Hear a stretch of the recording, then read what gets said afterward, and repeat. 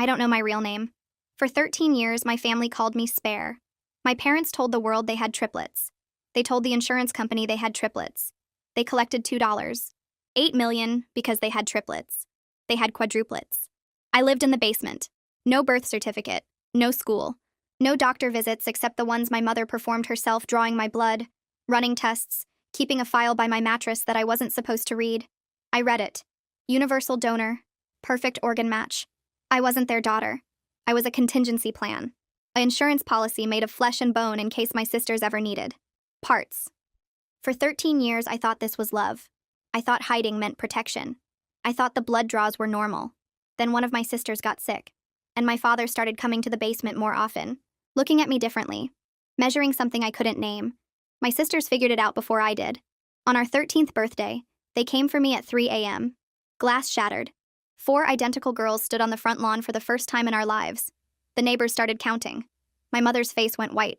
Here's what happened. The sirens cut through the quiet street before I understood what they meant. Red and blue lights washed over us in waves that made my eyes water and my head pound. I tried to count the police cars, but the numbers got mixed up in my brain and I had to stop. 2 officers ran toward us across the grass while another one talked into a radio clipped to her shoulder. My legs wouldn't hold me up anymore, and I started to sink toward the ground, but my sisters caught me before I fell. They made a circle around me with their bodies pressed close together, and I could feel them shaking the same way I was shaking. One of the officers stopped a few feet away and held up both hands like he was trying to calm down a scared animal. He asked if we were hurt, and Melody said I was bleeding from the broken window. The officer looked at the cuts on my arms and legs and called for the paramedics who were getting equipment out of the ambulance that just pulled up. The flashing lights kept hurting my eyes in a way that made my stomach feel sick. I'd never seen lights this bright except on the monitors in the basement when my sisters watched movies, and even those didn't compare to this. Everything was too loud and too bright and too open, and I wanted to go back underground where it was dark and quiet, but I also never wanted to see that basement again. The paramedics tried to move my sisters away from me so they could check my injuries, but Melody's hand gripped mine so tight it hurt. She kept saying the same words over and over in a voice that got louder each time. That I was their sister. That I'd been in the basement their whole lives. That our parents kept me hidden. The paramedic with the medical bag looked confused and asked Melody what she meant about a basement. Melody pointed at the house and said, "I lived down there for 13 years with no windows and no door to the outside." The paramedic's face changed and she turned to look at her partner, and they had a conversation without words, just by looking at each other. The lead officer walked over and asked Melody to repeat what she just said. Melody told him everything while Katya and our other sister nodded and added details about the monitors and the medical equipment and how our parents said I didn't exist. The officer's jaw got tight and he pulled out his radio and said something about Child Protective Services and possible imprisonment of a minor. My mother stood in the front doorway in her bathrobe with her arms crossed over her chest. She didn't say anything or move or even look directly at us. My father came out behind her and started yelling about warrants and illegal entry and how the police had no right to be on his property. The officer told him to step back inside the house and my father's face turned red, but he stopped yelling. A female officer came over with a blanket that smelled like something sharp and chemical that I'd never smelled before. She wrapped it around my shoulders and it felt scratchy against my skin but also warm. She knelt down so her face was level with mine and asked me my name in a soft voice. I opened my mouth and the word came out automatically. Spare. She wrote it down in a small notebook and I watched her pen move across the paper. Then she looked up at my mother and her expression changed into something hard and cold. My mother's face stayed blank for a few seconds, and then she finally spoke. She said my legal name wasn't on any documents because I was never born according to official records. The officer asked what she meant, and my mother explained that only 3 births were registered with the state. The officer's hand tightened on her pen, and she asked my mother if she was saying I didn't legally exist. My mother nodded once and went back to staring at nothing. The officer stood up fast and walked over to the lead officer, and they talked in low voices while looking back at me. More police cars arrived and officers started putting up yellow tape around the front yard. Neighbors came out of their houses in pajamas and robes to watch what was happening. I heard one woman counting out loud as she pointed at me and my sisters. 1, 2, 3, 4. She said it twice like she couldn't believe what she was seeing. A silver car pulled up at exactly 4:30 according to the clock on the ambulance dashboard that I could see from where I sat on the grass. A woman got out carrying a large bag and a camera, and she walked straight toward us without stopping to talk to the police first. She showed her badge to the officer and said her name was Heather Moss from Child Protective Services. She looked at me and her face got very still and quiet like she was trying not to show what she was thinking. She asked the officer if anyone had documented my injuries yet, and the officer said the paramedics were waiting for permission to examine me. Heather said she needed to take photos first for evidence. She pulled out her camera and took pictures of my arms where the needle marks made lines up and down my skin. She took pictures of my legs that looked too thin and my skin that looked too white. She took pictures of my face and my hands and the cuts from the broken window glass. Each flash made me blink and turn away, but she kept taking more pictures. When she finished, she put the camera back in her bag and knelt down in front of me. She asked if I could stand up and walk a few steps. I tried to push myself up off the ground, but my legs felt like they were made of water. Melody helped me get to my feet, and I took one step forward and then another. On the third step, my knee gave out and I fell. Heather caught me before I hit the ground and called out that she needed an ambulance transport immediately. My father came back outside and said I was fine and just needed to rest, that there was no reason to take me anywhere. Heather turned to look at him and told him to go back inside his house, or she would have the police remove him. Her voice didn't get loud, but something about it made my father stop talking and go back through the door. The hospital was the brightest place I'd ever been in my life. The lights on the ceiling burned into my eyes and made colored spots dance across my vision. Machines beeped in different tones and rhythms that I couldn't predict or understand. People in scrubs and white coats touched my arms and shoulders and back while asking questions I didn't know how to answer. A nurse stuck a needle in my arm to start an IV, and I didn't even flinch because needles were normal and expected. She noticed that I didn't react and wrote something down on her clipboard. Another nurse asked me to rate my pain on a scale from 1 to 10, but I didn't understand what the numbers meant. How could pain be a number? She showed me a chart with faces ranging from smiling to crying and asked me to point to the one that matched how I felt. I pointed to the middle face because I didn't know if my pain was big or small compared to other people's pain. Someone brought in the medical file I'd grabbed from the basement before we escaped. I'd shoved it under my shirt and held onto it during the whole thing on the lawn. A nurse picked it up from where it fell on the floor and started reading through the pages. Her face went white like all the blood drained out of it. She called over a doctor and showed him something on one of the pages. The doctor read it and his mouth made a thin, straight line. He asked me where I got this file, and I told him it was by my mattress in the basement. He asked if my mother wrote it, and I said yes. He turned to a page near the back and read out loud the words, "Organ Harvest Timeline." The room got very quiet except for the beeping machines. The nurse put her hand over her mouth and left the room fast. The doctors ran tests that took hours and involved more needles and machines that made loud noises. They took blood from my arm and said they needed to check for vitamin deficiencies and anemia. They did an x-ray of my bones and said my muscle development was not normal for someone my age. A doctor with gray hair examined the needle marks on my arms and counted them out loud. 23 on the left arm, 19 on the right arm. He measured how far apart they were and took notes about their pattern and depth. He asked me how often my mother drew my blood, and I tried to remember, but the days in the basement all blurred together. Maybe once a week, maybe more. He wrote that down and moved on to examining my legs and back. Another doctor came in with papers that showed test results. She said I had severe vitamin D deficiency from never being in sunlight, that I was anemic from repeated blood draws, that my muscles had atrophy from not being used properly during the years when they should have been growing. She said the blood tests also showed evidence of tissue typing procedures that had no medical reason, except to check compatibility for organ donation. The gray-haired doctor nodded and added that the pattern of tests matched what someone would do if they were preparing a donor for harvest. He said the word harvest like it was something you did to corn or wheat, not people. The doctors talked to each other using medical words I only half understood from reading my file. They kept looking at me with expressions that made me feel like I was something broken that needed to be fixed. My sisters got taken to a different part of the hospital to be interviewed by a detective. I wanted to go with them, but the nurses said I needed to stay in the examination room for more tests. A man in a suit came in and introduced himself as Detective Jeremy Pike. He had a notebook like the officer from earlier, and a recording device that he set on the table between us. He asked if it was okay to record our conversation, and I said yes because I didn't know I could say no. He started with easy questions about my name and age, and then moved to harder ones about the basement. I told him about the mattress and the bucket and the monitors that showed me what my sisters were doing upstairs. I told him about the medical file and the blood draws and the tests my mother ran. I told him about watching my father come down the stairs more often after Katya got sick. How he looked at me different, like he was figuring out measurements or timing. Detective Pike wrote everything down, and his face stayed calm and professional, but his hand gripped the pen tighter as I talked. He asked if I understood what my parents were planning to do with me. I said yes. They were going to take my kidney for Katya because I was a perfect match. He asked if anyone ever explained this to me directly, and I said no, but I read it in the file. He asked if I knew that what my parents did was illegal and wrong. I said I was starting to understand that now, but for a long time I thought it was normal, because it was the only life I knew. Detective Pike left to interview my sisters, and I got moved to a hospital room on the 3rd floor. A social worker came in while the nurses were getting me settled in the bed. She had brown hair pulled back in a ponytail, and she sat in the chair next to my bed. She said her name, but I forgot it immediately, because too many people had told me their names today. She explained that I would need to stay in protective custody, while they investigated my parents. I asked what investigate meant if the evidence was right there in the medical file and the basement, and the fact that I existed when I wasn't supposed to. She said legal processes take time, and they need to build a case that will hold up in court. That they need to gather all the evidence and interview everyone and make sure everything is documented properly. She said my parents would be arrested and charged with crimes, but the exact charges would depend on what the investigation found.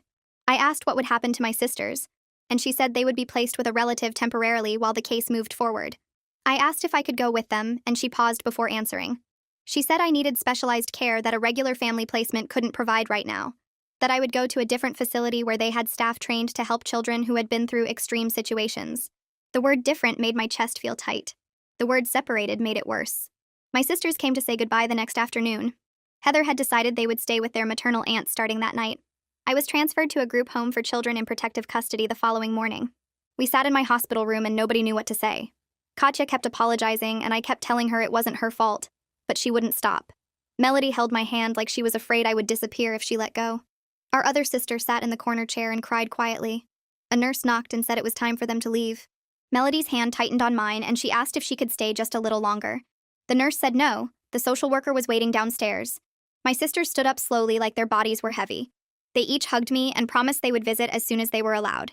I watched them walk out the door and down the hallway until they turned the corner and I couldn't see them anymore. The room felt too big and too empty and too quiet. I pulled the blanket up over my head and cried for the first time since we stood on the lawn. I cried for the basement and the life I thought I had. I cried for my sisters who felt guilty about things they couldn't control. I cried because being rescued was supposed to feel better than this. But instead, it felt like I'd traded one kind of cage for another. The crying made my chest hurt and my throat raw, but I couldn't stop. A nurse came in and asked if I needed anything. I said I wanted my sisters back. She said they would visit soon. I said soon wasn't the same as now. She didn't have an answer for that. The physical therapy room had windows that went from floor to ceiling, and the sunlight made me squint, even though it wasn't very bright outside.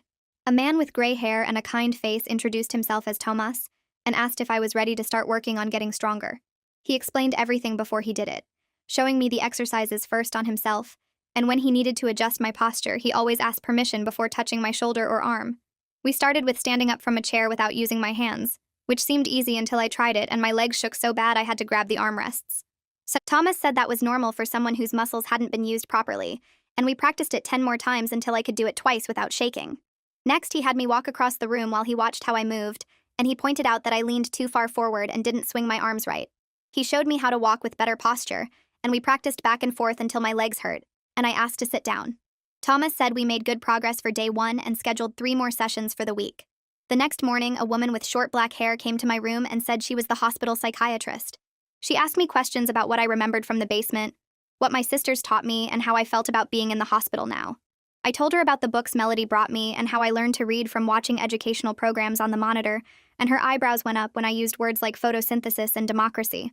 She wrote notes on her tablet and said my vocabulary was better than most kids my age, but then she asked me what friendship meant, and I didn't have a good answer because I'd never had a friend besides my sisters. She asked me to describe different emotions, and I could name them from books, but couldn't always explain when someone would feel them in real life. She said we would work on social understanding and emotional processing, which sounded like more tests, but she promised it would help me understand people better. Detective Pike returned on my 3rd day with a recording device and a notebook. He set up the recorder on the table next to my bed and asked if I understood that he was going to record our conversation about what happened in the basement. I said yes, and he pressed the red button. He asked me to start from my earliest memories, and I told him about waking up on the mattress, about the bucket in the corner, about my mother coming down the stairs with her medical bag. I described the blood draws and how she would mark the date and time in the file, how she ran tests on the samples using equipment she kept on metal shelves. He asked about the monitors, and I explained how I could see my sisters in different rooms, how I learned their schedules and routines, how I knew when they were at the school, or eating dinner, or sleeping. Detective Pike's face stayed calm the whole time, but his hand gripped the pen tighter. When I talked about my father measuring me after Katya got sick, about how he would stand at the bottom of the stairs and stare at me like he was doing math in his head, the detective asked if anyone ever told me directly what they planned to do, and I said no, but the file made it clear enough. He thanked me for my statement and said it would help build the case against my parents. 2 days later, Heather came to tell me my parents had been arrested. She sat in the chair next to my bed and explained the charges, using simple words when the legal terms got too complicated. Insurance fraud because they lied about having triplets to get more money. Child endangerment because keeping me in the basement hurt my health and development. Unlawful imprisonment because I wasn't allowed to leave. Conspiracy to commit assault with intent to harvest organs because of what they plan to do with my kidney. The bail hearing happened fast, and the judge set the amount really high because my parents might try to run away, so they had to stay in jail while their lawyer prepared their defense. Heather said the trial would take months, and I would probably have to testify, which made my stomach hurt just thinking about it. After 7 days in the hospital, the doctors said I was healthy enough to leave. Heather drove me to a group home in a neighborhood with small houses and chain-link fences. Inside, there were 6 other kids ranging from maybe 8 years old to 16, and they all stopped what they were doing to stare at me when I walked in. A staff member named Rita showed me to a bedroom I would share with 2 other girls and explained the house rules about chores and meal times and quiet hours. The other kids kept staring at my pale skin and the way I jumped when someone dropped a book in the next room.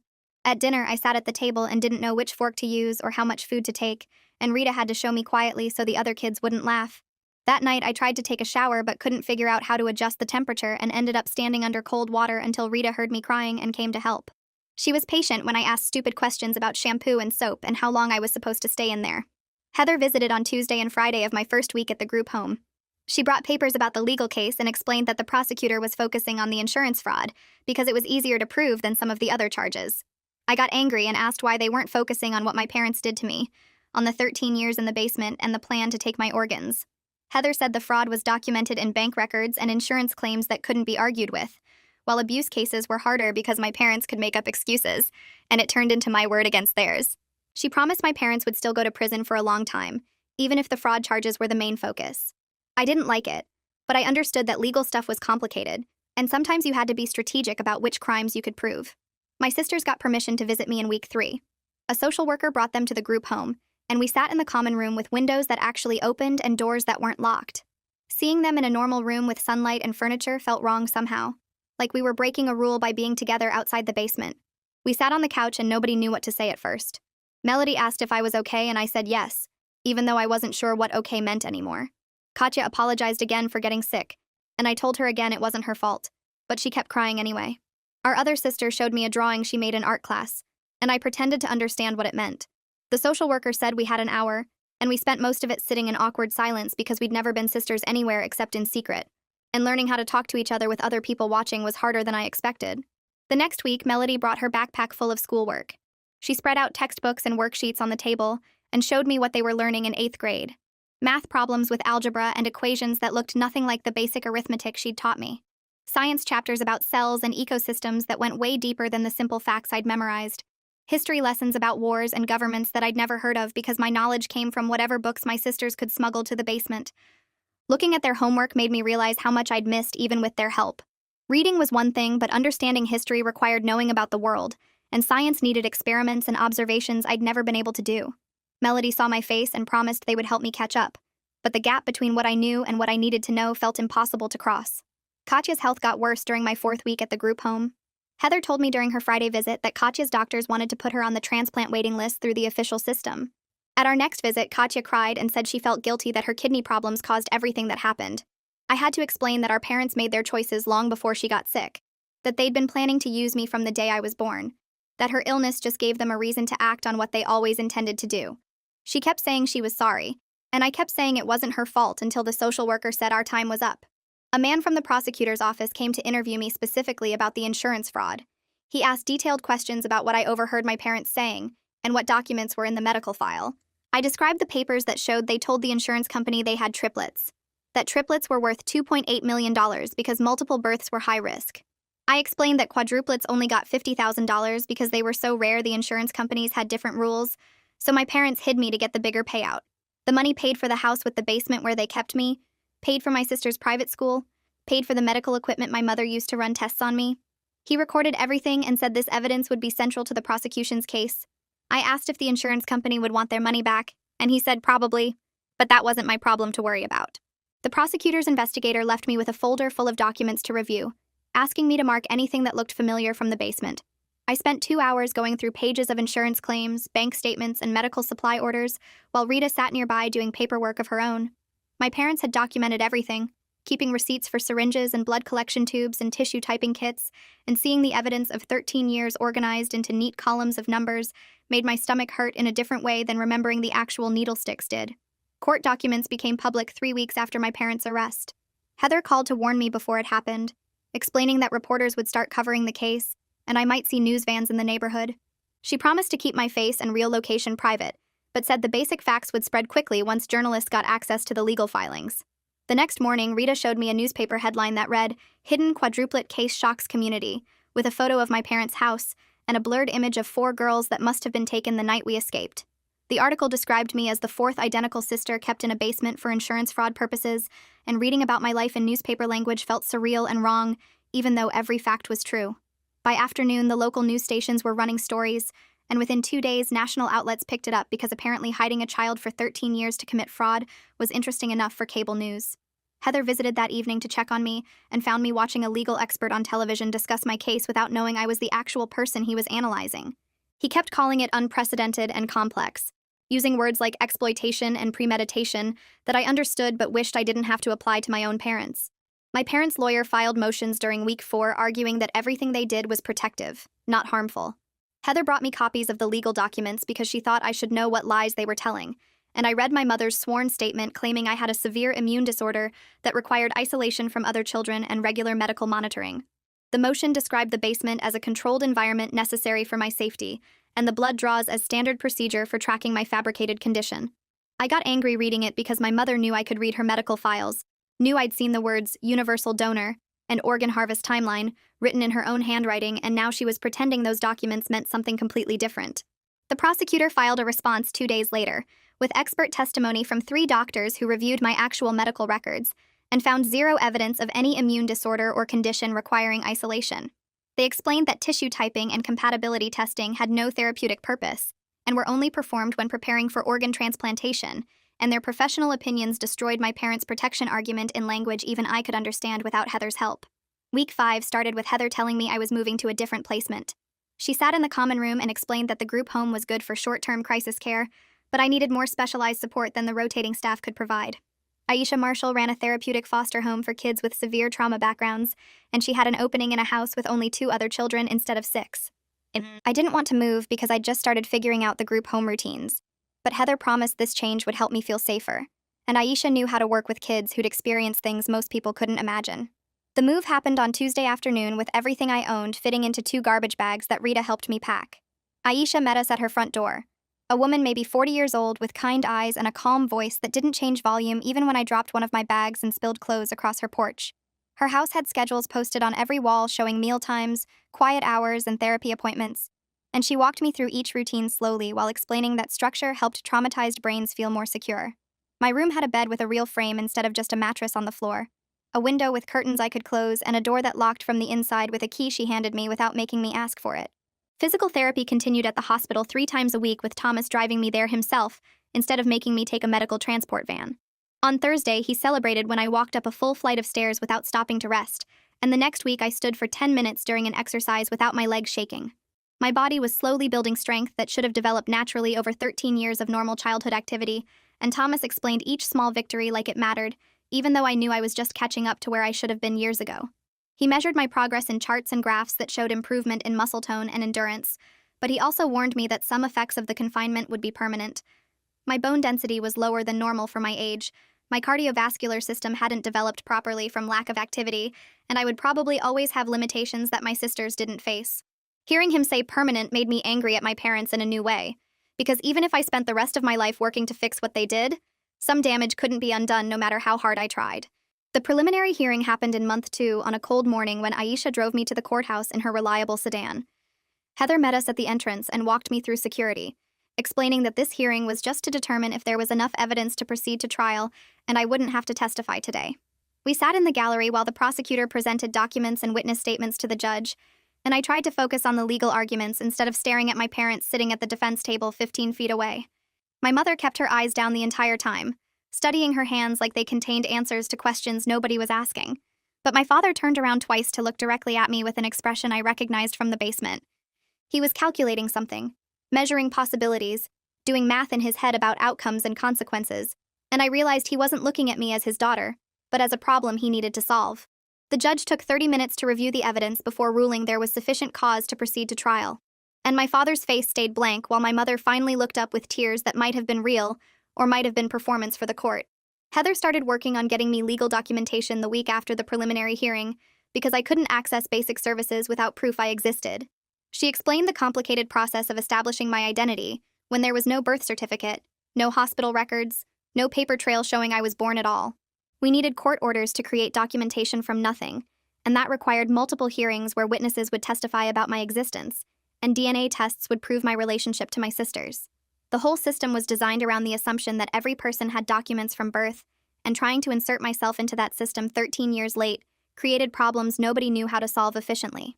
Heather filed petitions in family court requesting emergency documentation so I could eventually get a social security number, and she warned me this process would take months because bureaucracy moved slowly, even in unusual cases. My sisters visited more often now that I lived at Aisha's house instead of the chaotic group home.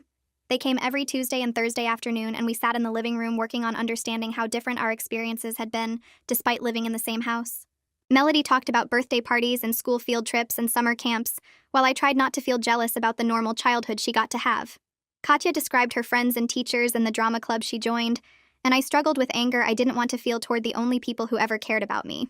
They felt guilty for having normal lives while I was hidden in the basement, and I resented them for that normalcy, even though I knew my parents' choices weren't their fault.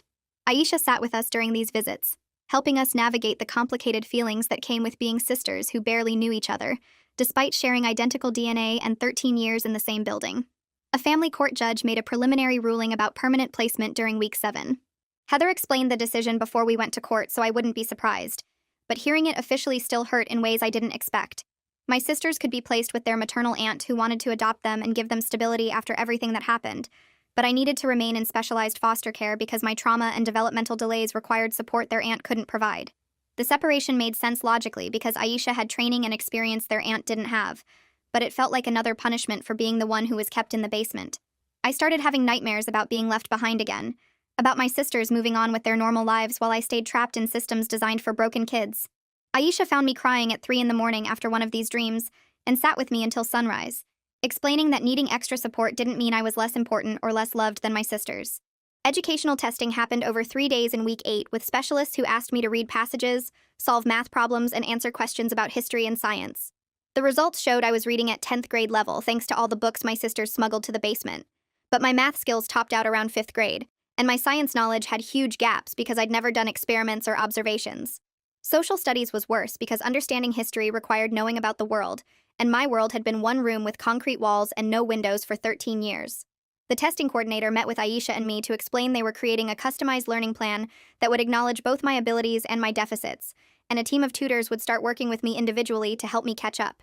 Looking at the assessment results made me realize how much I'd missed even with my sister's help, and the gap between what I knew and what I needed to know felt impossible to cross. The prosecutor visited Aisha's house during week 9 to discuss a plea deal she'd offered my parents. She sat at the kitchen table and explained that she'd proposed they plead guilty to insurance fraud and child endangerment in exchange for dropping the more serious charges and recommending sentences that would run at the same time instead of one after another. Their lawyer advised them to take it because the evidence was strong and a trial risked much longer prison time. But my father refused to accept any deal that required admitting wrongdoing. The prosecutor seemed frustrated when she told me this, explaining that my father insisted they did nothing wrong and were protecting me from a dangerous world that wouldn't understand my special needs. She asked if I wanted to write a victim statement that might convince them to reconsider. But I didn't know what words could make my father see that keeping me in a basement for 13 years wasn't protection, no matter what lies he told himself to sleep at night. I wrote the letter declining Uncle Gary's meeting request, but Heather brought him to the foster home anyway 3 days later. She knocked on my bedroom door and said someone wanted to meet me. And when I came downstairs, a man who looked like my father, except older and softer, stood in Aisha's living room holding a stuffed elephant. He said his name was Gary, and he was sorry he didn't know sooner, that my father always had explanations when he asked about the basement renovations, or the soundproofing, or why they never had a 4th daughter at family gatherings. His voice shook when he talked, and I watched his hands squeeze the elephant's trunk over and over, while he explained he suspected something felt wrong, but trusted his brother's answers because family members don't usually hide children in basements. I didn't say anything for 5 minutes, and Aisha sat beside me on the couch waiting for me to decide how I felt about this man who shared my father's DNA, and maybe could have saved me if he'd asked better questions. Finally, I told him I didn't know if I wanted his help, because help 13 years ago would have meant something. But help now just felt like guilt trying to fix itself, and his face crumpled. But he nodded and left the elephant on the coffee table before Heather walked him back to his car. The therapist's office had soft lighting and chairs that didn't match, and a box of tissues on every surface like she expected people to cry constantly. She asked me to describe a normal day in the basement, and I listed the routine of waking up, doing exercises my sisters taught me, reading books, waiting for visits, and she stopped me to ask if I thought that sounded like love. I said yes because my parents kept me safe from the dangerous world, and she pulled out photos of other children my age at parks, at schools, at birthday parties, asking if those children looked unsafe or unloved. The pictures confused me because I'd seen my sisters in similar photos, but never understood that other families didn't keep spare children in basements just in case. And the therapist said very gently that protection means teaching someone to handle the world, not hiding them from it completely. We spent an hour going through examples of what parents normally do versus what mine did, and every comparison made my chest feel tight because I kept wanting to defend their choices even while knowing the defense didn't make sense. She gave me homework to write down 3 things my parents did that I thought were normal, and 3 things I now recognized as wrong. And walking back to Aisha's car, I couldn't stop thinking about how 13 years of believing something doesn't disappear just because someone shows you different pictures. Melody brought a photo album to the house on Thursday afternoon, and Katya carried a second one, and they spread the pictures across Aisha's dining room table like evidence in a trial. Birthday parties with cakes shaped like princesses and castles, school concerts where they wore matching dresses, family vacations to beaches where they built sand castles and collected shells, Christmas mornings with presents stacked under trees I never knew existed in our house. I picked up a photo from their 8th birthday, showing all 3 of them wearing crowns and blowing out candles. While my parents smiled in the background and the date stamp said I'd been in the basement during this exact moment, probably doing exercises or reading a book my sisters smuggled down the week before. Melody pointed to another picture from a science fair where she'd won 2nd place for a project about plant growth, and I realized she'd learned about photosynthesis and soil composition while teaching me basic addition from a textbook she stole from the school. Every image showed them living full, complicated lives with friends and teachers and experiences, while I existed in one room with concrete walls and a mattress and a medical file that defined my only purpose. The pain felt different from physical hurt, something that started in my stomach, and spread through my chest until I couldn't breathe properly. And when Melody saw my face, she started crying and saying she was sorry over and over, even though the photos weren't her fault. The prosecutor called Aisha's house during week 10 to schedule trial preparation meetings, and I threw up in the bathroom after hanging up the phone. She wanted to meet twice a week for the next month to help me practice answering questions about the basement, about the medical tests, about what I understood regarding why my parents kept me hidden.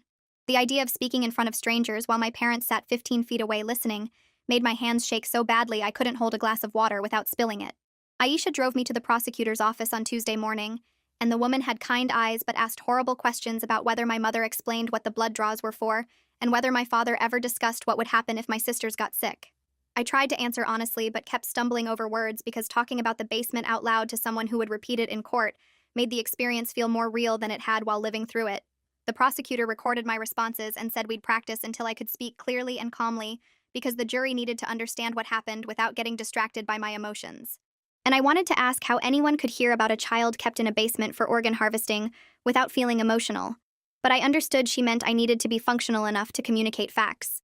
Heather called with news about Katya in month 3, her voice excited when she explained that an anonymous donor kidney had become available through the official transplant list. The surgery was scheduled for the following week and would prove that our parents' claims about needing my organs urgently were complete lies, since the medical system could provide what Katya needed without harvesting parts from me. I asked if I could visit her before the surgery, but Heather said the hospital had strict rules about who could be in transplant patient rooms, and I wasn't legally her sister yet, according to the documentation that still didn't exist. The surgery took 6 hours and went well, according to the text message Melody sent. And 3 days later, Katya was awake and recovering when Heather finally got permission for me to visit for 20 minutes. She looked tired, but her color was better than I'd seen through the basement monitors, and she held my hand while saying she was going to spend her second chance at life, making sure I got a real first chance at mine.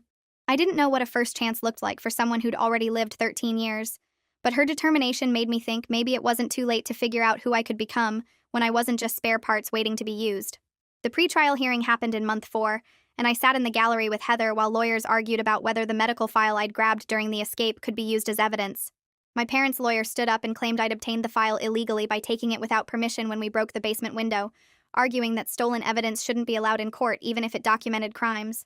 The prosecutor responded by saying I had a fundamental right to documentation about my own body and medical procedures performed on me without consent, and taking my own medical records couldn't be theft when I was the patient those records described. The judge listened to both arguments, then ruled the file was admissible because children have rights to information about their own healthcare, regardless of how they obtain that information. And the small victory felt important even though I didn't completely understand the legal reasoning behind distinguishing between stealing evidence and reclaiming personal documentation. My father's lawyer looked angry when the judge made the ruling, and my mother stared at her hands the entire time like she could find answers in the lines on her palms. Aisha started teaching me to cook simple meals during week 11, standing beside me in the kitchen while I learned to boil pasta and heat sauce from a jar. She showed me how to crack eggs without getting shells in the bowl, how to measure ingredients using cups and spoons, how to tell when meat was cooked through by checking its color and texture. Every task felt complicated because I'd never used a stove or handled knives or opened a refrigerator to choose my own food, and twice I burned myself on hot pans because I didn't understand how long metal stayed hot after you turned off the burner. Laundry was worse because the machines had so many buttons and settings, and I couldn't figure out why you needed different temperatures for different clothes, or what fabric softener actually softened. Aisha never acted frustrated when I asked basic questions about why towels and shirts couldn't wash together, or how much detergent to use. And her patience helped me trust that not all adults would punish me for not knowing things I should have learned gradually over 13 years. She taught me about personal hygiene routines like brushing teeth twice daily, and washing hair every few days, and changing clothes regularly, explaining these weren't just rules but ways to take care of myself that everyone learned as children. I realized my mother had controlled even these basic aspects of my existence, deciding when I was clean enough or what clothes I wore, and learning to make these tiny choices for myself felt like practicing a kind of freedom I didn't know existed. The trial started in month 5 on a Monday morning when Aisha drove me to the courthouse, and Heather met us at the security entrance. The courtroom had wood paneling and uncomfortable benches, and too many people sitting in rows watching like this was entertainment instead of my life being examined in public. I sat behind the prosecutor's table where she said I'd be safe and visible to the jury. And my parents entered through a side door wearing clothes that made them look normal and respectable, instead of like people who kept a child in a basement for 13 years. The prosecutor stood up and began presenting evidence, showing the jury photos of the basement with its bare mattress and concrete walls and small barred window, displaying the medical file with its documentation of blood draws and tissue typing and organ compatibility testing. She called expert witnesses who testified about the psychological harm caused by prolonged isolation and the physical effects of confinement on developing bodies. And every piece of evidence felt like watching my life translated into legal language that somehow made it sound both more and less terrible than living through it actually was. My parents showed no emotion during the testimony, sitting still and expressionless like they were watching a boring movie instead of listening to experts describe the damage they'd caused their own daughter. My sisters testified on day 3, and I watched them walk to the witness stand one at a time to answer questions about discovering me during hide and seek when we were 5 years old.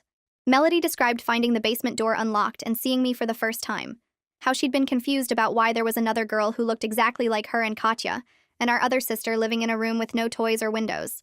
She explained the secret visits that started after that day, how they'd sneak down whenever our parents left the house or were distracted, bringing food and books and teaching me everything they learned in the school. Katya testified about the fear that grew when she got sick and started hearing our parents discuss her kidney problems in medical terms that sounded like planning instead of worrying, how she'd realized they were waiting for her condition to get bad enough to justify using me as a donor.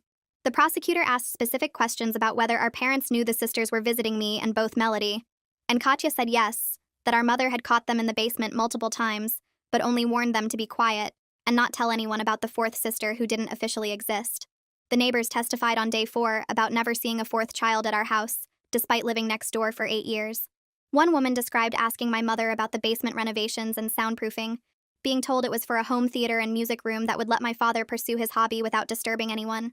Another neighbor talked about the night he saw 4 identical girls on the front lawn and called 911 because he'd counted 3 daughters for years, and suddenly there were 4, and something was clearly very wrong.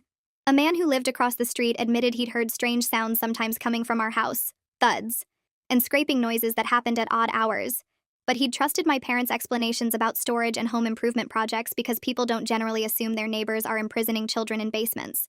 The prosecutor asked each neighbor if my parents had ever mentioned having quadruplets instead of triplets, and they all said no, that the story was always 3 daughters who were triplets, and any questions about family size were met with confusion or irritation that suggested the topic was intrusive. The medical expert testified on day 5. A woman with gray hair pulled back tight who spoke in clear, simple terms about what she'd found in my records. She explained how tissue typing worked, how you tested to see if one person's organs would match another person's body, and she said the tests my mother performed had no other reason except to prepare for taking my organs. The courtroom got quiet when she described the blood draws, showing the jury photos of needle marks on arms that looked like mine, explaining how often my mother took blood, and why that frequency wasn't normal for any medical condition, except checking compatibility over and over. She talked about the timeline documented in the file, how the testing increased when my sisters turned 10, then again at 11, and especially after one of them got sick, and her voice stayed calm, but her words made several jurors shift in their seats. The prosecutor asked what would have happened if my sisters hadn't broken the window that night, and the expert paused before saying that based on the progression of tests and the notes about surgical preparation, she believed organ harvesting would have occurred within weeks. My father's lawyer objected, claiming that was speculation, but the judge allowed it because the expert explained her reasoning using the actual documentation my mother kept. The defense tried asking if the tests could have been for monitoring my health, and the expert said no, that healthy children don't need tissue typing and compatibility screening unless someone is planning to use their organs for transplant. She added that the specific tests performed, the frequency, and the detailed notes about matches all pointed to preparation, not protection. And when she finished testifying, I watched 2 jurors wipe their eyes. Day 6 started with the prosecutor telling me it was time for my testimony, and my hands shook while Aisha helped me pick out clothes that looked normal, and not like someone who'd lived in a basement. The courtroom felt smaller when I walked to the witness stand. Every person watching me moved past my parents who sat still as stones at the defense table. The bailiff asked me to swear to tell the truth, and my voice came out quieter than I wanted when I said I would. The prosecutor stood up and smiled at me, the kind of smile that said she knew this was hard, and she started with easy questions about my age and whether I understood why we were here. Then she asked me to describe where I lived for 13 years, and I told the jury about the basement with concrete walls and one small window with bars that let in almost no light. I described the mattress on the floor, the medical supplies my mother kept in plastic bins, the monitors that showed me what my sisters were doing upstairs, and the file that sat beside my mattress with papers about my blood type and tissue matches. The prosecutor asked how often my mother came to the basement, and I said almost every day, sometimes to bring food, sometimes to draw blood, sometimes just to check on me and make sure I wasn't sick. She asked what my mother told me about the blood draws, and I explained that she said it was to keep me healthy, to make sure my body was working right, and I believed her because I didn't know any different. The prosecutor showed me photos of the basement taken after the escape, and I confirmed that was where I slept, where I ate, where I spent every hour of every day for 13 years. She asked if I ever went upstairs, and I said no, that the door stayed locked, and my mother told me the outside world was dangerous for someone like me. The whole time I answered questions, my father stared at me from the defense table, his eyes following every movement, and I forced myself to keep talking even though his stare made my stomach hurt. The prosecutor asked about the medical file, what it said, what I understood it to mean, and I told the jury about reading the words universal donor and perfect organ match, and not understanding at first, but eventually realizing those words meant my body was kept ready in case my sisters needed parts. Several jurors looked angry when I said that, their faces getting tight, and one woman in the back row shook her head slowly. My parents' lawyer stood up for cross-examination, and he started by asking if I felt safe in the basement, his tone suggesting he already knew the answer he wanted. I said no, and he looked surprised, like that wasn't what he expected. He asked why not, if I had food and shelter and medical care, and I told him that safety isn't being locked in a dark room with no name and no purpose except spare parts. I said safety means having choices, knowing people care about you as a person, not just as backup organs, and my voice got stronger as I talked because I'd practiced these ideas with my therapist. The lawyer tried again, asking if my parents ever hurt me physically, and I said the blood draws hurt, the isolation hurt, the knowledge that I only existed as insurance hurt, and hurt doesn't have to mean hitting to be real. He asked if I understood my parents were trying to protect me from a serious immune disorder, and I said no one ever told me I had an immune disorder, that the only papers I saw talked about organ compatibility, not sickness. The prosecutor objected when the defense lawyer kept pushing about protection, and the judge sustained it, telling him to move on. He asked if I loved my parents, and I said I thought I did for a long time, because I didn't know love was supposed to include freedom and identity, and being treated like a whole person instead of spare parts. When he finished, I walked back to my seat behind the prosecutor's table, and Heather squeezed my hand. The prosecution spent day 7 presenting financial records, spreading papers across a table, while an accountant explained what each document showed. The insurance payout came first, a check for $2.8 million written when my parents reported triplet births with complications, and the accountant traced how that money moved through bank accounts and purchases. She showed the jury records of the house purchased 6 months after we were born, a house with a basement that my parents immediately renovated with soundproofing and reinforced locks. She displayed receipts for medical equipment, examination tables, testing supplies, all bought with the insurance money, and all kept in the basement where no one could see. The private school tuition for my 3 sisters cost thousands every year, paid from the same accounts that held the insurance money, and the accountant noted that no educational expenses existed for a 4th child.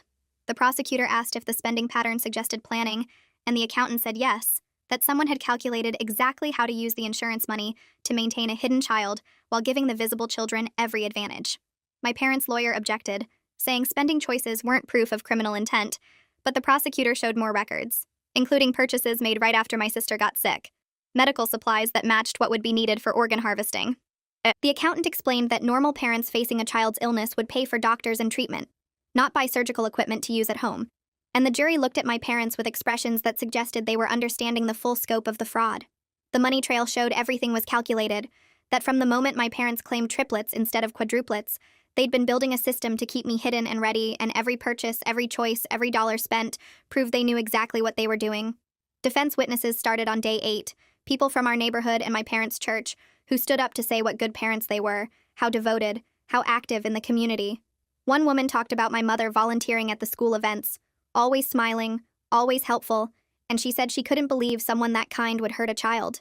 A man from my father's work described him as honest and hardworking, someone who cared about his family above everything, and he insisted there must be some mistake. The prosecutor stood up for cross-examination after each witness, and she asked the same question every time. Did you know about the 4th child? Every witness said no, and the prosecutor let that answer sit in the air for a moment before asking how devoted parents could hide an entire human being for 13 years. She asked the school volunteer if hiding a child seemed consistent with caring about children, and the woman stammered that she didn't know about that part. She asked my father's coworker if honest people usually commit insurance fraud and keep children in basements, and he said he only knew my father at work. After 5 witnesses, the pattern was clear. Everyone thought my parents were good people. Because my parents made sure no one saw the truth, and the prosecutor pointed out that the ability to maintain a false image for years actually proved how calculated and deliberate their deception was. The defense lawyer called one more witness, a doctor who said families sometimes make unconventional medical choices. But the prosecutor asked if keeping a child in a basement with no official medical care qualified as a medical choice, and the doctor admitted it didn't.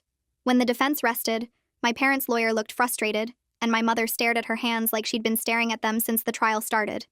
Closing arguments happened on day 9, the prosecutor standing up to summarize everything the jury had heard. She walked them through the timeline, from the moment my parents discovered they had quadruplets, through the decision to hide 1 child, and claim only 3, through 13 years of confinement and medical testing, to the night my sisters broke the window because they knew what was about to happen. She showed the photos again, the basement, the medical file, the financial records, and she said these weren't the actions of protective parents, but of people who viewed their own child as a resource to be used. She talked about the $2.8 million, how that money bought a house with a basement perfect for hiding me, how it paid for soundproofing and locks and medical equipment, how every dollar proved the fraud was planned from the start. She described the medical evidence, the tissue typing, the compatibility testing, the timeline that showed preparation for organ harvesting, and she asked the jury to consider what would have happened if 4 identical girls hadn't stood on that lawn and forced neighbors to count.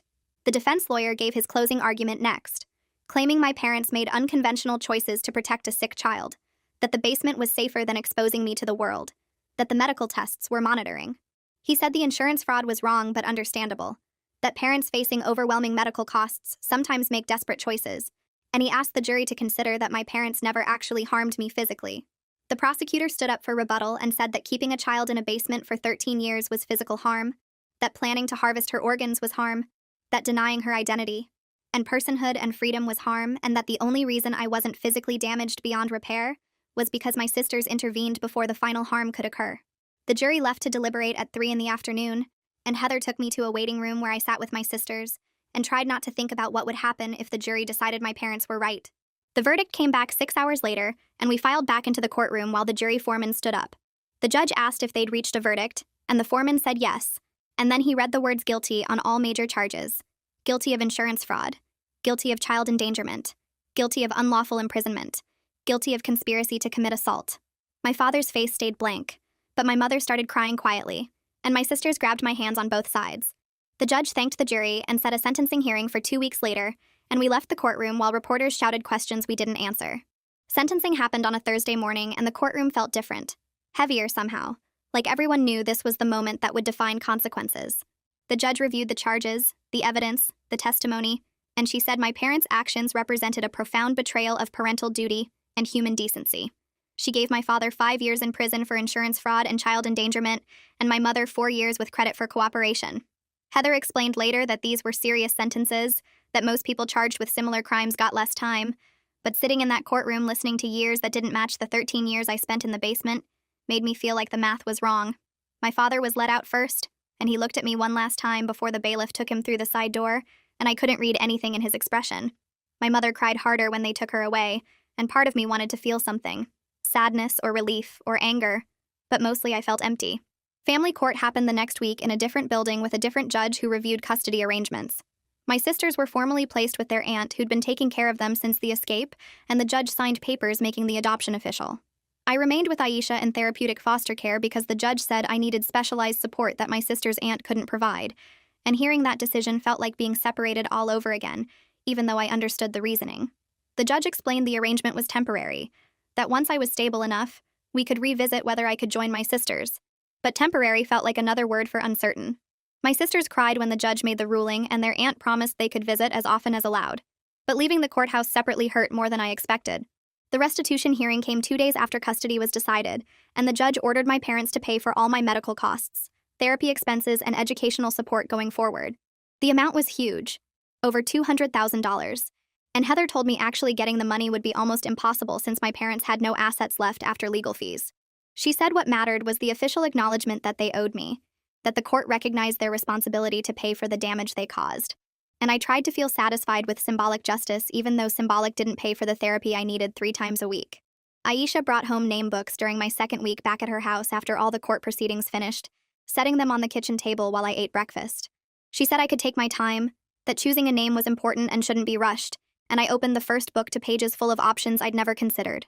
Every name felt wrong at first, too normal or too strange, and I kept second-guessing whether I liked something or just thought I should like it. Aisha suggested making a list of names that felt right, then narrowing down over time, and I wrote 10 names on paper before crossing out 9, because I couldn't trust my own choices after years of having no choices at all. I spent the next week sitting at Aisha's kitchen table with tutors who brought workbooks and practice tests, trying to fill 13 years of missing education into a brain that learned everything from textbooks my sisters smuggled down to the basement. The reading tutor smiled when I finished comprehension passages faster than she expected, telling me I was working at 10th grade level already. But the math tutor frowned at my scratch paper covered in wrong answers because I never learned multiplication tables or how fractions worked. Science was worse because the tutor kept talking about experiments and labs and hands-on learning I never experienced, asking me to explain concepts about chemistry, and physics that made no sense when all I knew came from words on pages without seeing how anything actually worked. I sat through 3-hour sessions twice a week, my head hurting from trying to understand percentages, and decimals and algebraic equations that felt like a foreign language, and the tutors kept saying I was making good progress, but I could see the concern in their faces when they marked another page of wrong answers. Aisha brought me snacks during study sessions and told me learning takes time, that nobody expected me to catch up overnight. But I wanted to catch up fast because being behind felt like another way my parents damaged me. The GED program loomed in my future like a test I wasn't ready for, and every wrong answer on practice worksheets reminded me how far I still had to go. My sisters started coming every Saturday afternoon, and we sat in Aisha's living room trying to figure out how to be together without crisis or secrets driving our interactions. Melody brought movies she thought I might like, romantic comedies and superhero films I'd never seen, and we watched them on the couch while eating popcorn Katya made in the microwave.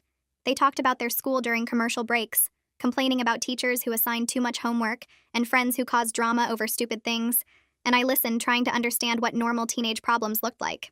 We cooked dinner together sometimes, following recipes from a cookbook Eliza found, and they showed me how to chop vegetables and measure ingredients, and use the stove without burning things.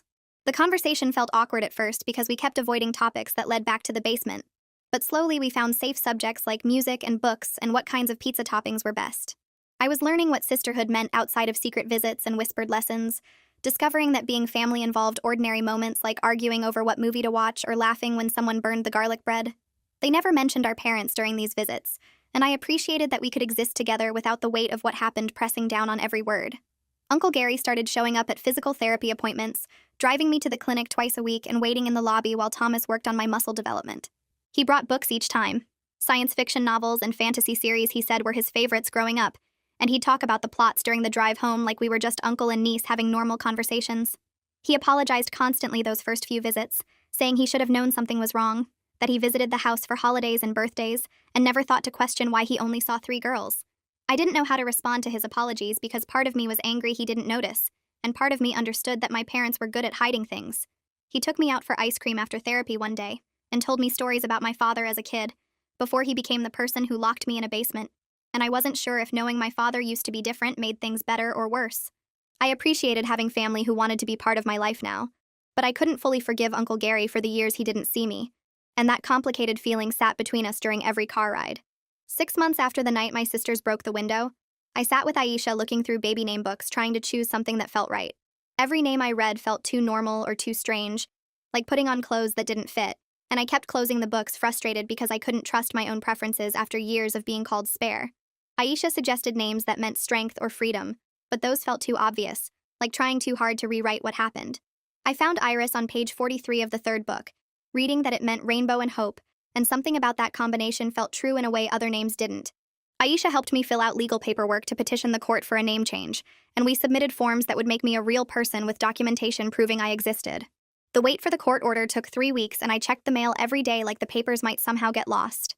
When the envelope finally arrived with official documents stating my legal identity as Iris Cannon, I cried holding the papers because my name was printed on government forms that recognized me as an actual human being with rights. Aisha hugged me while I sobbed, and I realized I was crying not just about having a name, but about finally existing in a way that couldn't be erased.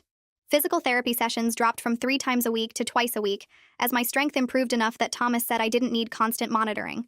He measured my muscle development during each appointment, using calipers and charts to track my progress, and he showed me graphs demonstrating how my legs and arms were building mass that approached normal ranges for my age. I could walk up and down stairs without getting winded now, and I could stand for 20 minutes without my legs shaking, and these small victories felt enormous after years of barely being able to support my own weight. Thomas explained I would always have some limitations from the confinement, that my bones didn't develop quite right, and my cardiovascular system would never be as strong as it should be, but he said I was doing better than he expected when we started. He taught me exercises to do at home to maintain my progress, and he celebrated when I completed a full set of squats without assistance. The clinic started feeling less like a place where I was broken, and more like a place where I was building something new. Heather came to Aisha's house one evening to talk about long-term plans, and the 3 of us sat at the kitchen table discussing my future, like I was someone who got to have a future. Heather explained the therapeutic foster home was always meant to be temporary, that once I was stable enough, we could explore other living arrangements that might work better. She mentioned the possibility of me moving in with my sisters and their aunt when I turned 15, creating a transition plan that acknowledged my need for family connection while keeping therapy and support systems in place. Aisha said she would stay involved even after I moved out, that we could do weekly check-ins, and she would always be available if I needed help. The conversation felt strange because I was simultaneously excited about living with my sisters and terrified about leaving the safety of Aisha's house where everything was structured and predictable. We made a timeline that gave me 8 more months before the transition, and Heather said we would do trial overnight visits to make sure the arrangement would work. I signed papers agreeing to the plan, and my signature on the forms felt like another step toward being a person who made decisions about her own life. The alternative school was smaller than I expected, just one building with maybe 50 students total, and the principal explained they specialized in teenagers who needed different educational approaches. My first day terrified me because I'd never been around other kids my age, except my sisters, and I kept thinking everyone would stare at me or ask questions I didn't know how to answer. The teachers introduced me to the class without mentioning why I was there, and the other students barely looked up from their work, because apparently new kids showed up all the time. I sat at a desk near the back and tried to focus on the reading assignment, while my hands shook and the girl next to me asked to borrow a pencil like I was just another student instead of someone who lived in a basement for 13 years. Nobody treated me like I was strange or broken, because everyone there had their own challenges, their own reasons for needing a school that understood trauma and difference. The teachers used different methods than regular schools, lots of one-on-one instruction and flexible pacing, and they never pushed me to share more than I was ready to share. I left that first day exhausted but also relieved because maybe I could exist around other people without my past defining every interaction. My sisters and I started going to family therapy together once a week, sitting in a room with a therapist who specialized in sibling relationships affected by trauma. The first session was awkward silence until the therapist asked us to talk about what we wanted from each other, and Melody started crying, saying she felt guilty for having a normal childhood while I suffered. Katya admitted she resented that I blamed them sometimes, even though she knew it wasn't their fault, and Eliza said she was angry at our parents, but also angry at herself for not doing more sooner. I told them I loved them, and also felt resentful that they got to be people while I was just spare parts, and saying that out loud made me feel terrible but also honest. The therapist helped us understand that all these feelings could exist together, that love and resentment and guilt and anger could be true simultaneously, and that building real relationships meant acknowledging the complicated truth instead of pretending everything was fine. We worked through exercises about communication and boundaries, learning how to talk about the basement without it destroying us, and slowly we started building connections that weren't defined entirely by what our parents did. 7 months after the escape, I packed an overnight bag for my first visit to my sister's house with their aunt. The drive there made my stomach hurt because I kept imagining all the ways the visit could go wrong, all the reasons I might panic or fail at being a normal person in a normal house. Their aunt met me at the door and showed me to a guest room with windows that opened and curtains I could close, and a door with a lock on the inside.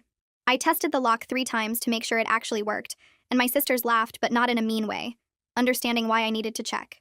We ate dinner together at a real dining table, and their aunt asked me questions about school and therapy, like she genuinely wanted to know the answers. That night, I lay in bed staring at the windows, watching streetlights through the glass, and I made it until 3 in the morning before the panic hit. I locked myself in the bathroom trying to breathe through the fear, and Melody found me there 20 minutes later and sat on the floor with me until the sun came up. We didn't talk much, just existed together while my breathing slowly returned to normal, and in the morning, their aunt made pancakes like nothing unusual had happened. I survived the overnight visit, and that felt like progress even though I spent half of it having a panic attack. GED classes started at a community center that ran programs for teenagers working toward their credentials, and I was placed in an accelerated track for students with strong reading skills, but gaps in other subjects. The instructor explained the goal was to get me ready to take the actual test by age 16, which would put me only slightly behind my sister's timeline for graduating high school. I sat in a classroom with 8 other students who were there for different reasons, dropouts and kids from alternative situations, and nobody asked why I needed a GED instead of a regular diploma. The classes covered math, science, social studies, and language arts, moving faster than regular school because everyone there was motivated to catch up.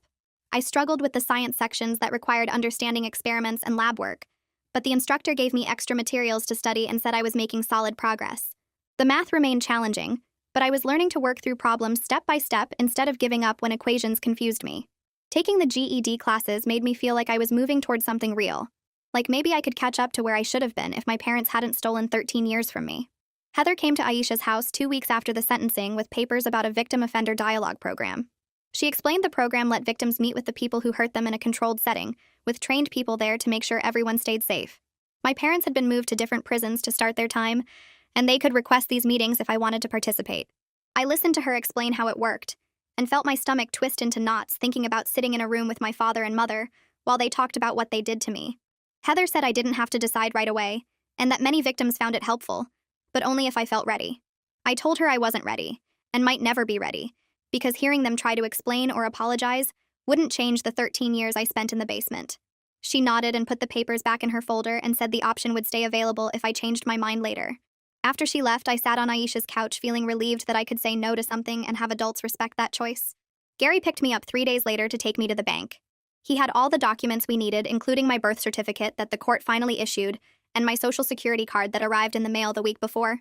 Walking into the bank felt strange because I'd never been inside one and didn't understand how money worked beyond the basic concept of exchange.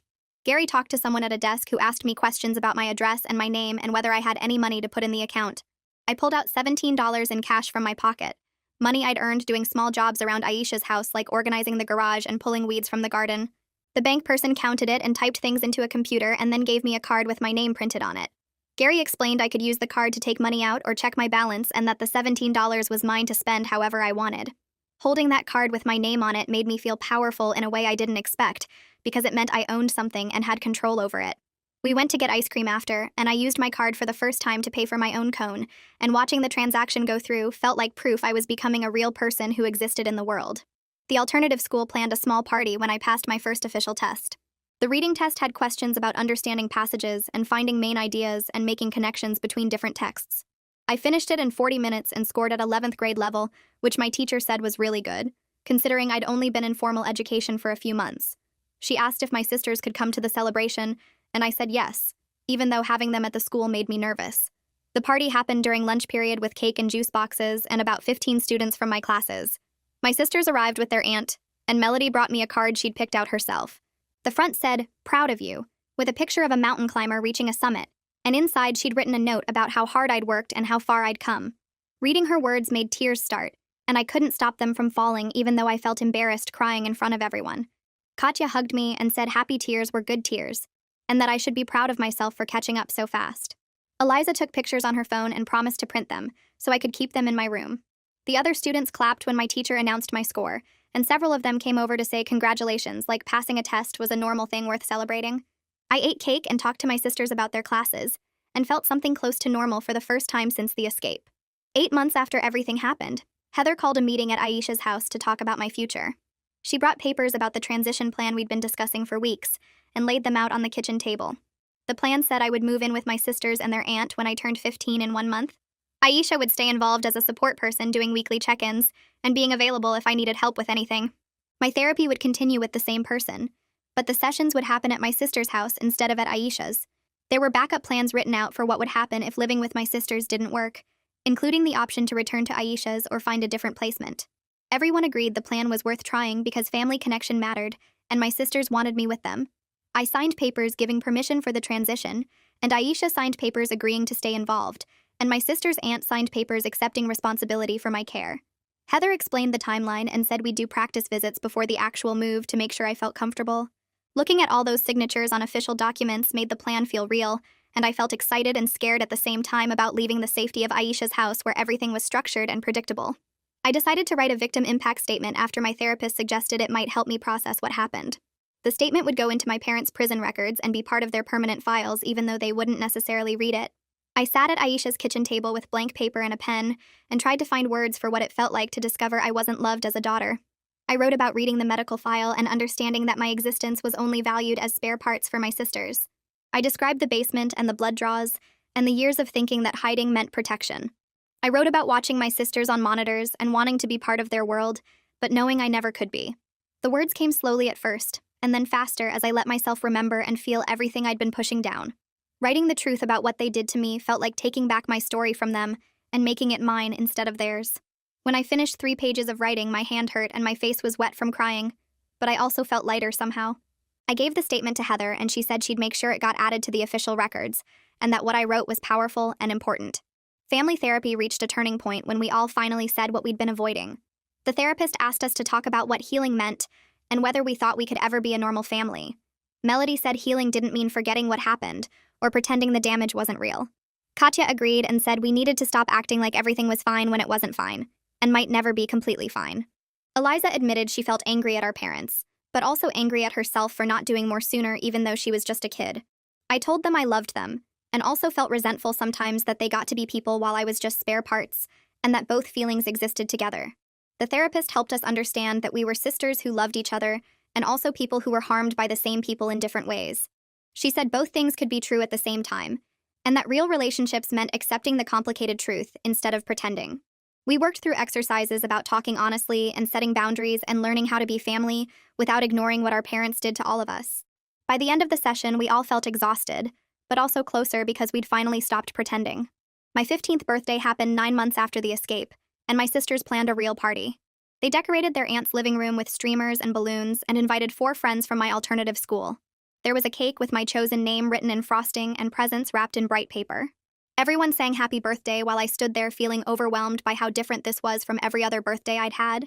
Before the escape birthdays meant another year of captivity marked by my mother taking extra blood samples and my father measuring my height and weight. This birthday meant being celebrated as a person who mattered beyond my medical usefulness. My sisters gave me books and clothes and a journal for writing. My school friends gave me gift cards and candy and a stuffed animal that one of them said reminded her of me.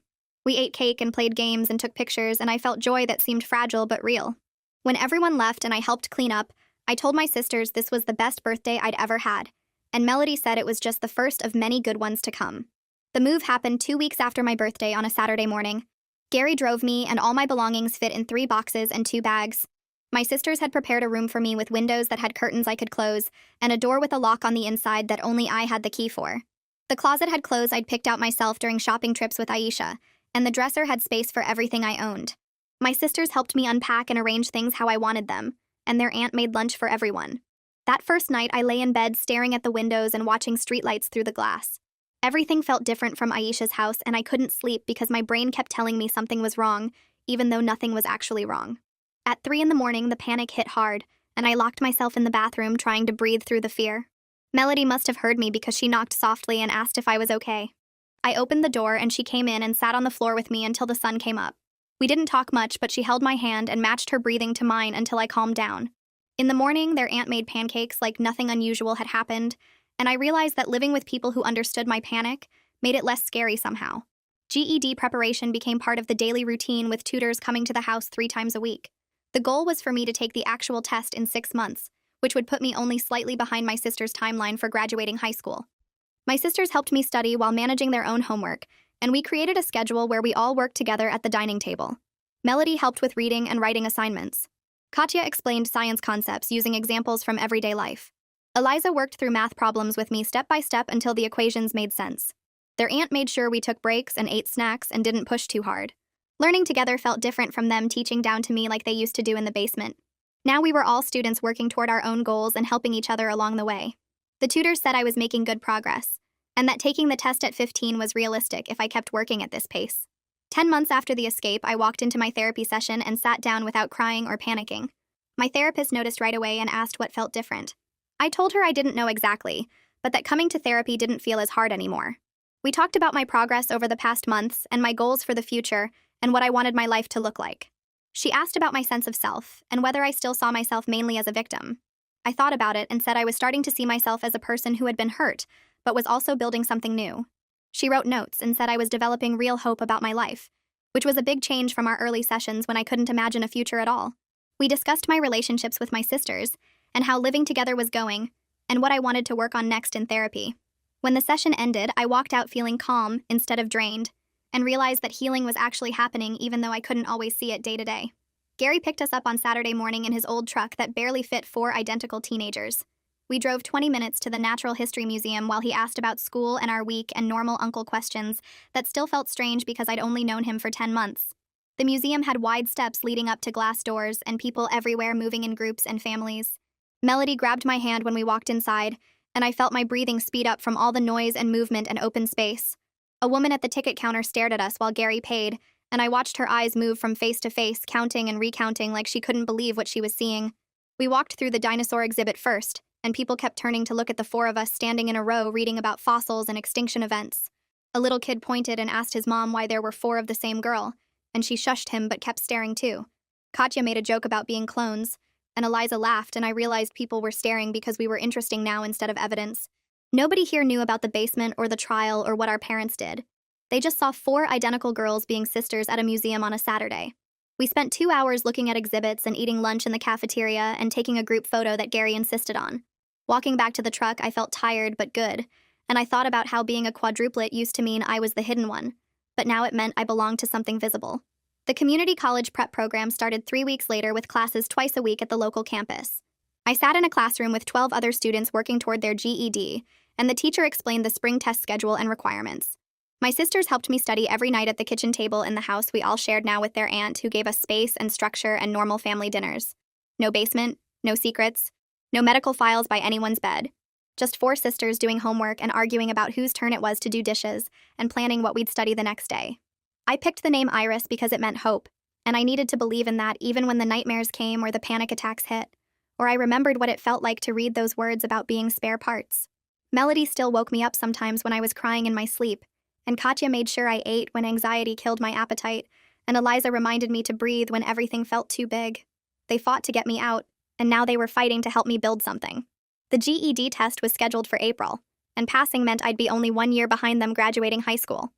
The trauma didn't disappear when I chose my name or moved into a real bedroom or started going to classes, but I was building a life now where I got to choose what happened next, and that mattered more than I knew how to explain.